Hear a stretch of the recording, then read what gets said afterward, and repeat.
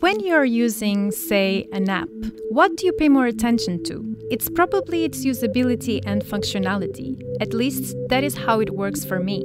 However, as users, we should ideally care about other aspects: security, portability, stability, just to name a few. But quite frankly, we don't do that. Today, Luis and I talk with Niek de Visscher, CEO Digital Innovation Benelux. We talk about user psychology and the importance of building and delivering systems that are qualitative as a whole. What does qualitative as a whole mean, you may ask? Well, that's what you are about to find out. Welcome, Niek. Thank you. And I will try again to pronounce your name properly. So it's Niek de Visscher or Correct. Something like that. Correct. Very well done. Very well done. Thanks a lot. Thanks a lot. And Carla, also thanks for being here. Well, my pleasure. Yeah, pleasure. Exactly. And it's my pleasure to study with you this nice, apparently sunny day. Not very common in Luxembourg lately. And I don't know how is there, Niek, the weather? Well, the same, uncommonly sunny, actually. So that's good. It's good for the then. Friday, for the last day of the week. Probably the entire Benelux. It's sunny today. Yes. So exactly. How we met Niek. In fact, Niek participated in the Cybersecurity Days 2020. And I mentioned the S of days because normally it's one day, but because of COVID, it was, split into several days with several webinars. And one of the webinars was actually given by Niek. And we will, triggered by the subject, and we reached out to him, and that's why he's here today. The webinar actually was the title was very, very particular because it was something like systems are smart and people are stupid, if I remember exactly the name. So the first question is exactly about that. Is it a bad thing to be? Because you also argued during the presentation that we are unpredictable and driven by emotions. So in principle, is that a bad thing? That's the first question. Okay. No, not at all. And I think the title really was put there to be a little bit challenging towards the audience, so to get a bit of a shock effect around the topic. But I think the basic meaning of the title is that it's not enough to just think about these things in such a very linear way. There's no black and white. That's what I mean with this. Okay, I get it. And now, look, I'm just now you clarify everything. So you're learning Norwegian. Because of that, exactly. So because of that, let's say. I wouldn't say complex way of thinking. Cybersecurity should be also taken that way. It shouldn't be a linear thing. You take this, you use it, and you are cyber secured. It is not like that. Okay. No, okay. Exactly. Okay, that's nice, interesting. Yeah, but I remember from your presentation, it was quite interesting that you started with the knowing-doing gap, that people tend to know that something is bad and dangerous, but still they do it. Exactly. So because it's I remember you were talking about how people don't care so much about security and compliance, which is true. I think people only care about this when something bad happens to them, in fact. But yes, it's you also mentioned that it was all about, systems don't work properly, and hence people are not so interested in security. Exactly. I don't know if you can talk a little bit about that. Yeah, well, I mean, in fact, what it's all about is that humans are just animals, right? And we are driven by attitudes and reflexes and impulses. So basically, what I think, and it's not even about or even applicable to cybersecurity, but to life in general, is that you just you can't make people doing things without explaining them why and changing their attitudes on the long term. That's the real. I think that is the real challenge, right? It's really about growing up kids as parents. If you do if you do one thing nice for them, or if you do one thing positively, they will immediately pick this up.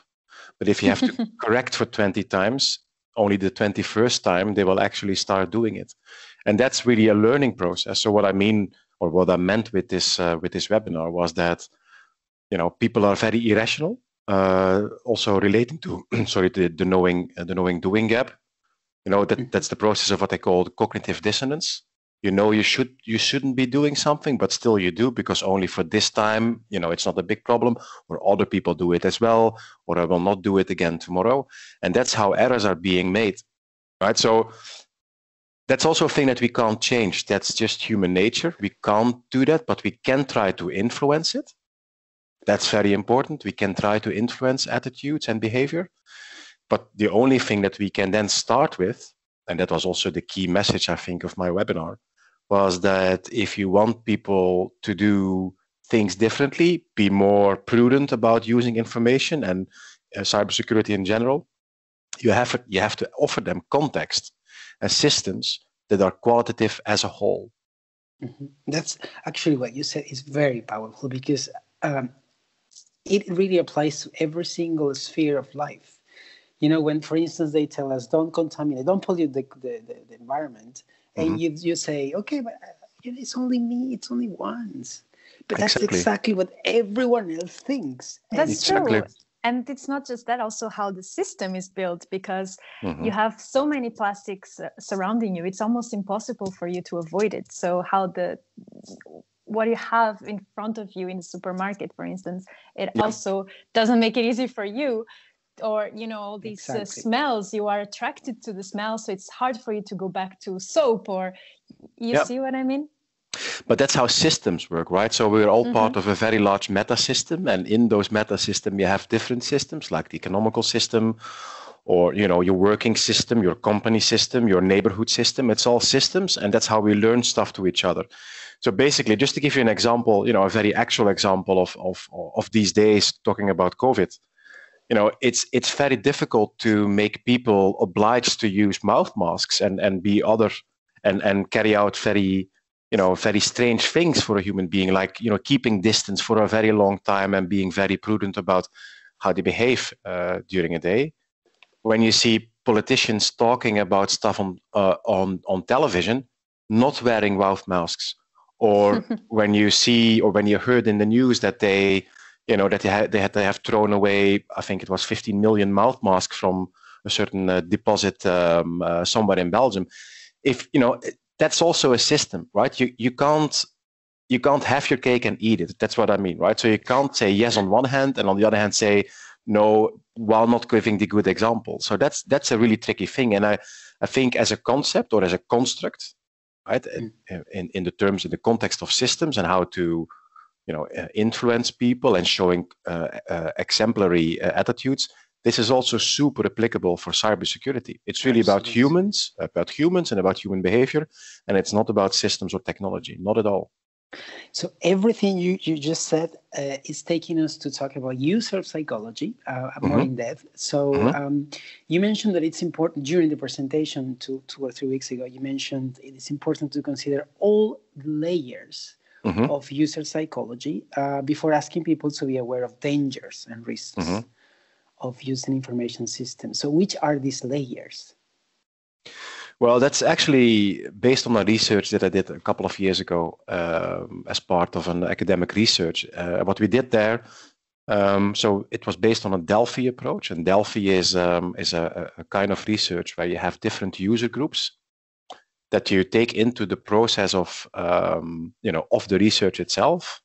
And by having a large enough user group or population, you can get answers and validations from your hypothesis and theses in general that start to make sense, right? So in a certain way, they are relevant for a certain group of people. That's how this research was done. So we pulled in about 250 users of information systems. Some of them were engineers, some of them were white collar people, but so they all used information systems and applications in a certain way, a little bit different from each other. But what we did was we used the pyramid of Maslow, about the hierarchy of needs, and try to find out a model that was based on this pyramid. But really the question, if you want to start using an information system, what for you as a user is the most important thing you pay attention to? And of course, then is the question, but what kind of criteria do you have in such a pyramid for information systems? That's where we pulled in an ISO framework, the ISO 25000, which is talking about a lot of elements that define product quality of software. Part of that is, usability. Another element is functionality, and you can go on and on. Security is also part of it, portability, interoperability, all of those aspects. So we put them on a kind of a pyramid in the end, or we were able to pull them in this pyramid at the end of the research. And what we found out is that usability and functionality, 80% of the people say that these matter first, and only if the system is able to render their requirements and their needs in a satisfactory manner on usability, so actually using the system, its screens and buttons, and functionality, so delivering the functions that people are expecting it to deliver, only then they will look at the other 90% of the criteria, which are related to stability, performance, all of that. And only in the top of the pyramid, only the last, I think it was around 2%, is related to concerns about security and health and safety. So actually, this model says that if a system is not able to render these first levels of the hierarchy, of this hierarchy of needs, right? Usability, functionality, a lot of other things like portability and stability, and only at the end security, if we are not able to deliver systems that deliver all of that as a whole, people will actually not care about security. May I shamelessly confess that I might be part of this 80% of people? Me too, definitely. Actually, I think it's maybe obvious as a user, but why is its usability and functionality the priorities for people and not security? Well, I think because it's sexy, it's something you can use easily, I think it's, because when you go to a website, this is what matters to you, is how easy you can find what you want and what you need. You don't care so much about whether you're going to be attacked, to have or even any software or any application, any app, and you go to the app, you download the app, and then you just, when you start guessing what's the next step, then you give up quickly. You say, you know what, exactly, I don't have time for this. If it's too difficult, you just drop it, like you said.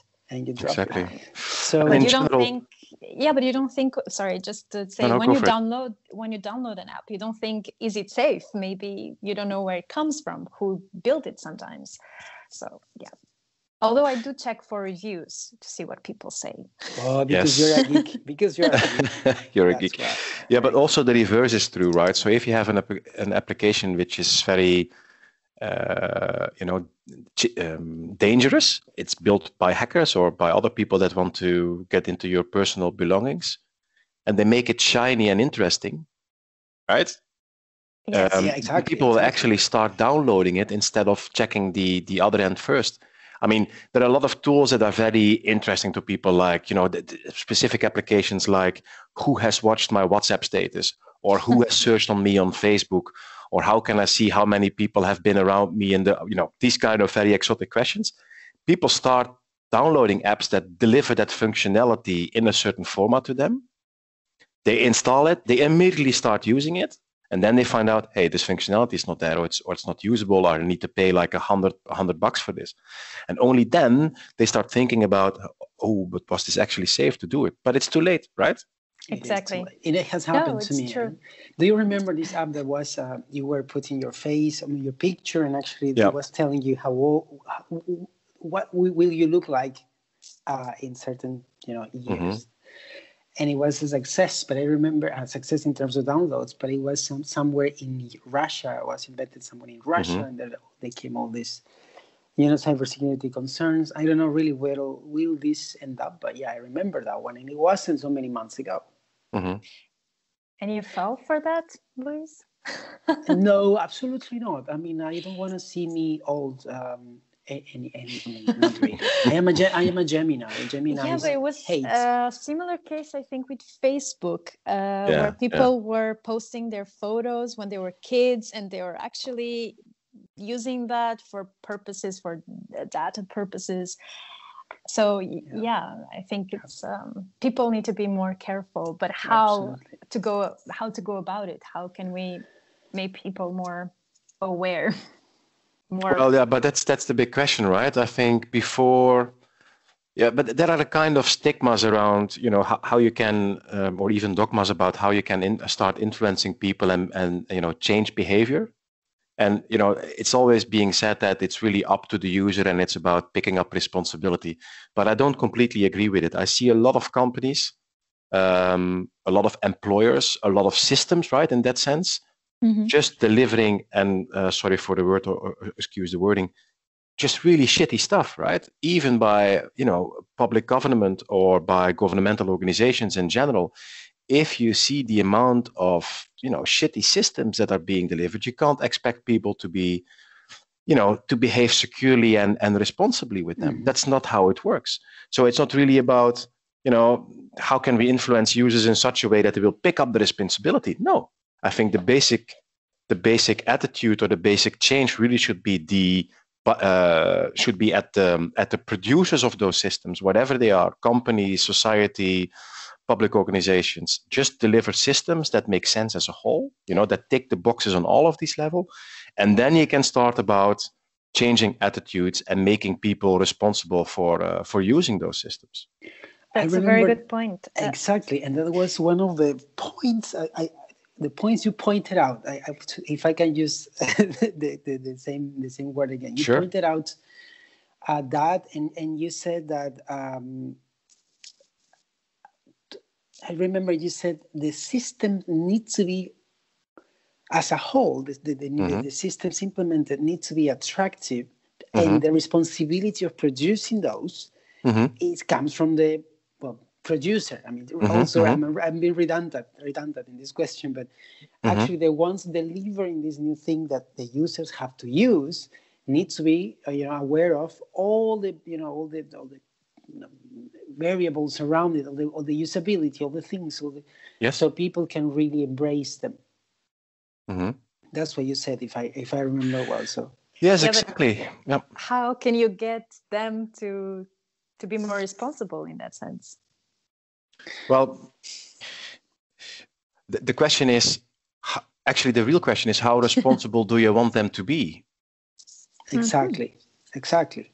Right. So, what is your goal? What is your ambition? And I think by people shouldn't be as secure with all of the systems as with some systems, as with others. You really need to make clear what you expect from them and where the real risks are. And the key question is then, okay, but if this risk really happens, or if this incident really takes place, how will it affect you in your work, in your personal situation, in your in your career situation? How dangerous is it actually? And it's really about details. And I think two things are important, right? So building systems, it's a profession. Right, so everybody, or a lot of people, especially with the tools of these days, everybody is able more or less to build software applications, right? But to build software applications that tick the boxes and are qualitative as a whole, and in the end also deliver a secure experience, that's only for a couple of professionals or companies that are specialized in this. So I think it should be really said that designing and building systems, there's a big role to play for people that that are into design and architecture, and also about security. Let's call it the requirement side of things, and that need to work together as a team, as a multidisciplinary team, to design and build systems that tick these boxes, right? That are a pyramid, and it will help users, that will impress users, and make them think about, okay, if this is the system that I have to use, it looks amazing, it acts very well, right? So it's a very good system to use. Now it's up to me to start acting it and using it responsibly. And by delivering systems that are qualitative as a whole, what you actually do is you render headspace, You create headspace for people to start thinking about other things. And that's why I say that building systems that are qualitative as a whole, it's a responsibility for the producers of the system. And you can only start talking about responsibilities and changing behaviors if you have ticked all the boxes while delivering such systems. So can this be, I'm bringing a neologism now. So can this be called users' behavioral change by design? Yes, absolutely. It's something absolutely. like that. But it's absolutely, it's really about that. And, design is applicable to things of, all of the things that we use every day, right? And a lot of problems occur because of bad design. And a lot of amazing things happen because of good design. So the real question is, why don't we apply those design principles? And actually, when you talk about designing systems that are qualitative as a whole, you actually talk about design components, right?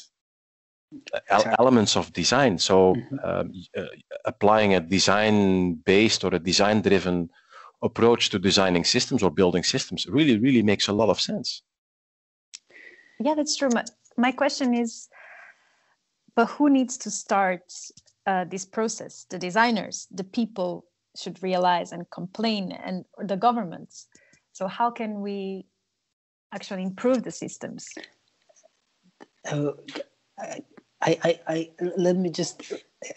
I don't know if I understood correctly the question. You meant, Carla, if we as users we find those systems that are not precisely, adapted to us, or they don't, they are not that attractive. So you say it's up to us to react and ask the producers to actually change them. That's the question. No, I'm actually asking who needs to start the process. It's a bit chicken and egg question. Mm-hmm. Are the producers who need to realize this problem and make a change, or the users? What's your view on this? And how something needs to change, but who needs to? Yeah, it's a very good point. It's a very good point, right? So let's actually, the question is, that's all nice and shiny, but now how to put this in practice? Good one. Exactly. I think, it's really about the stick and the carrot. Indeed, it has to start somewhere. But honestly, I'm trying to apply this in my profession continuously in both roles, right? So I'm producing a lot of systems, or I'm part of teams that are producing systems for internal users as well as for external companies, external clients, as well as I'm using a lot of systems. And actually, the kind of attitude or the principle that I'm trying to apply on these both sides is that I refuse to deliver systems that are not qualitative as a whole.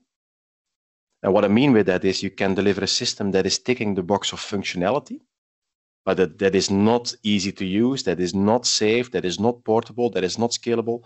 Or in the end, I will decide and say, no, it's not going to be delivered because it's not ticking those boxes. And then you get interesting conversation. But what do you mean then? It's doing the thing that we designed. Yes, functionally maybe. But, if I deliver you a car that has the potential to drive 180 kilometers per hour, but I don't deliver the wheels with it, what would you say? Right? These kind of things. So exactly. That's how it can start from a producing or a system producing point of view. But also, I think that users just accept these, suboptimal systems much too easily. I see on a daily basis, I see people using systems that don't make any sense at all, that are cumbersome, that are error prone, that take a lot of time, that all of a sudden just stop and they ruin your day. Setting aside that there are also systems being used in very critical environments that just, that are so error prone that, real disasters could happen. And I think that is the point where the user should actually say, hey, I don't care how much it costs to fix this. And I don't care about the importance of the business continuity or wherever you want to call it. If you think as a producer or as, leader of the system that I'm part of, that it's important for me to use this system, then deliver a good system first. And these are the elements, you can just call them out, right? Functionality, usability, portability, security, stability, all of those aspects that I require from a system or that I expect from a system when you expect me to work with it. So I think it's something on the both sides. If people just start refusing systems that don't tick the boxes, I think a real change needs to start then. Yeah, it's something like design for cybersecurity. But to answer, I am not the expert at all, but in my point of view, Carla, is I think because of the power of the producers, somehow, I mean, I'm thinking of Apple now, an example that may be very general and not really connected, but they have managed to influence how we consume and or what we ask for when we use systems because of their quality or the usability of how cool they look. So actually producers can influence, and they have the power in terms of reach and of course money to actually start the process. We as users, we may start complaining, but because we are not unified and because we are not part of any union fighting together, I think the question makes sense, and the responsibility comes from both. I think the power to trigger this comes from the producer. I mean, I may be wrong. Luis might be wrong, but yeah, that's what I agree with you. It's just how to make producers to think about it, because not all think about it. No, not all care about it. I think exactly. They care about maybe money. Most maybe no. I think if I just may add to that, there's a very interesting thing happening the last couple of years, right? So you see big companies like Microsoft and SAP and Oracle, the big guys, they all of a sudden, I'm calling it, but it's a process that already started up a while ago. They put a lot of effort into the realization or the implementation of what they call, design style systems, right? If you have noticed, maybe, for Microsoft, they have done a lot of work about their visuals, of their application, and also that design system that they are applying to products like 365 and all of that. SAP is doing the same. And they are not doing this to shape up their brand. They are doing this because they know that this is part of a qualitative system and that they tick the box, the 80% box, of usability, easiness of use, and functionality as well, because design is function, right? And thanks Jupyter, they did that. I remember, I'm not criticizing Microsoft, but I remember when I got training on SharePoint some years ago, and I truly said, "Mamma mia!" But this is one of the most horrible in terms of the way it looked and the process to follow, to do things, and to do anything. You say, "What?" And actually, it never is. I don't remember anything now. I know they have changed tremendously these years, and which is very positive. But I'm talking about 6-7 years ago, and it wasn't sexy at all. But really, honestly, I don't have anything against Microsoft. In fact, I like the hey, but Louis, actually, this is a very good question. So you've stated that you worked with I assume a very, very early version of SharePoint, because these days it's really looking sharp and nicely. Exactly. Yes, it was. Did you think? Were you convinced at that point that the application that you used was secure, or didn't you care at all? In fact, what they told me when I got the training was, because it's secure, it's ugly. Oh yeah, that's also a nice. Yeah, exactly. and it's true, and actually it's true. That was my. Well, they say, okay, it's secure, so it has to be ugly. I say, okay. Yeah, it's interesting. I think it's a bit of reverse psychology, just to make it okay that you deliver shitty systems, but calling them secure. I don't really believe in this, right? So I mean, people pay a lot of money for cars and gadgets that look nice and also function well. Nobody is investing in very ugly things, but they function well. That doesn't happen. Yeah, it happens, right? But I mean, that's also part of a very different and special system. I mean, people pay for things that are complete as a whole. I am asking something based on my ignorance, okay? So I know how SAP looks like. I don't know how Oracle looks like. I've never used Oracle. I know they are competitors. Of course, SAP has a bigger market share, but does culture, in that, my question might be tricky, okay? It might be politically incorrect, but does culture also influences design? Because the German design compared to the American design might be different. I find SAP not precisely straightforward. That's interesting. It is incredibly powerful, but it's not straightforward. What do you think? Well, I think that what you say was very applicable about 10 years ago.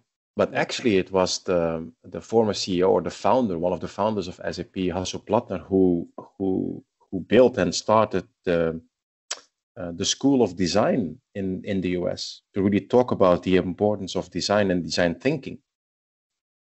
And that's also where the shift started from the old, what they call R2, R3 environments of SAP. And, you know, I'm not talking about SAP specifically, but a lot of vendors were still in this kind of a mainframe-like look and feel.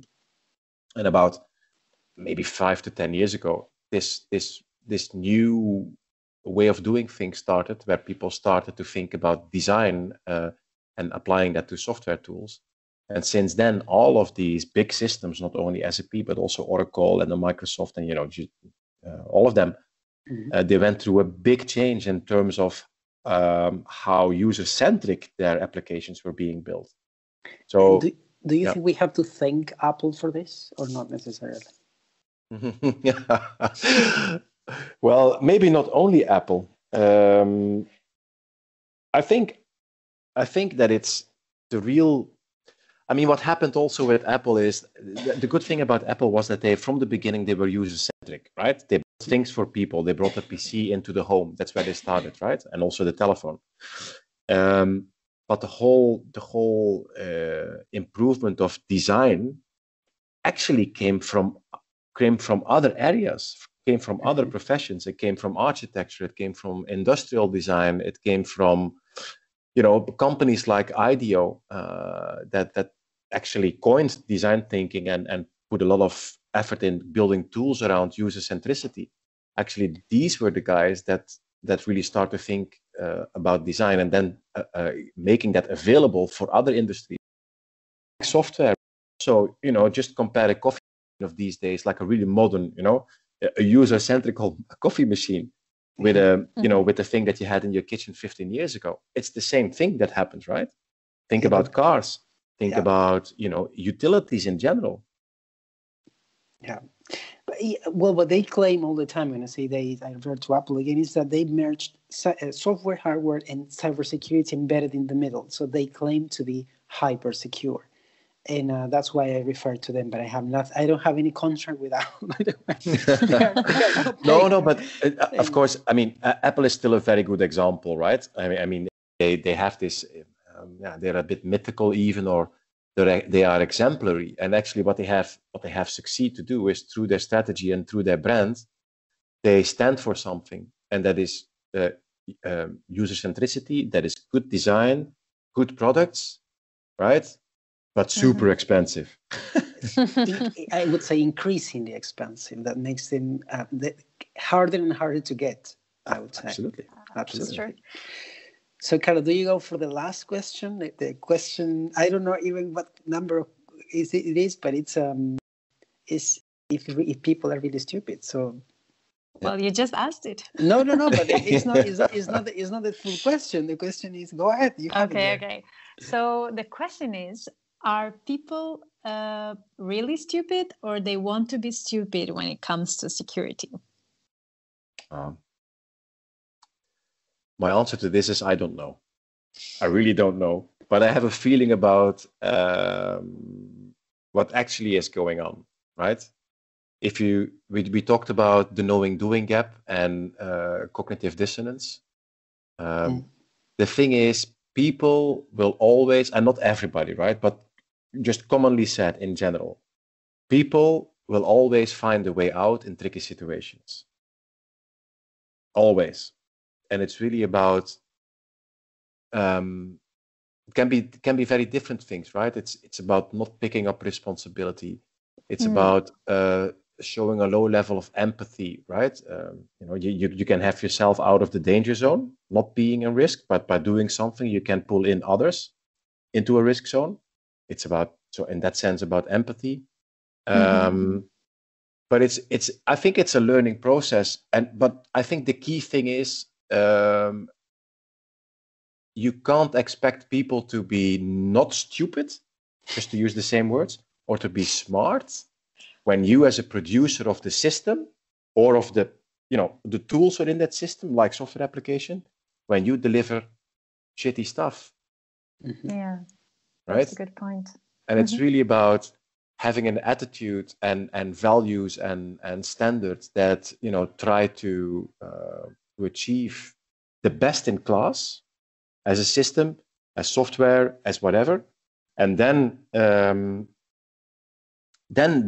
you have like a baseline or a footprint to actually start people changing their attitudes and acting differently. So let's bet on cybersecurity by design, and in general, design can save the world. Absolutely, design and architecture, because design is not enough, right? Design, it's really about it's a concept. It's about form and function, right? And that can be applied to many things. But architecture is how you connect all of the dots within the system, because a system cannot be seen separately without its context. It's always connected to other stuff. It's part of a behavior. It's part of a culture. It's part of an attitude. It's all of that, and that's a pivotal role for architecture as well. Awesome. If I can confess to the audience something, is that I wanted to be an architect. I always wanted, and I still, when you ask who you are, Luis, I will say I am an architect.